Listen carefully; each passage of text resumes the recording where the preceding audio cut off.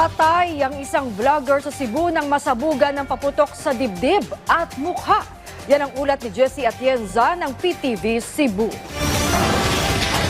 Nakunan pa ng video ng sindihan ng isang lalaki ang dambuhalang paputok na kung tawagin ay bombshell. Nang bigla itong sumabog na sumambulat sa kanyang muka at dibdib.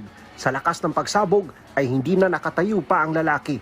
Sinubukan pang dalhin sa ospital ang biktima na si John Cyril Remis, isang vlogger. Ngunit idiniklarang dead on arrival sa ospital.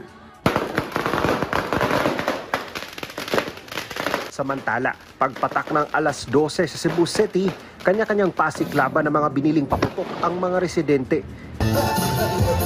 May sayawan pa sa kanilang komunidad.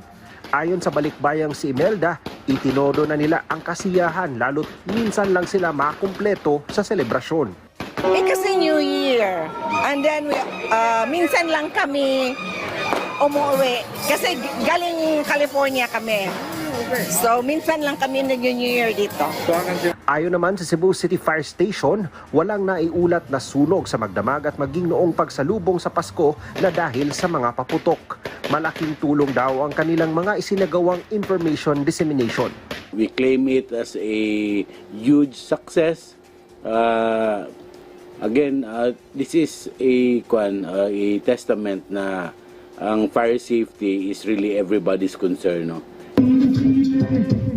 Bitbit ang mga karaoke at mga nilutong pagkain. Sa dagat naman nagpalipas ng kanilang unang araw ng taon ang magkamag-anak mula sa barangay Labangon. Kahit simple lang ang handaan, masaya na silang nagtitipon-tipon. Opo, masaya po kami kasi kami po lahat nandito po kami kasi gusto namin masaya ang aming New Year.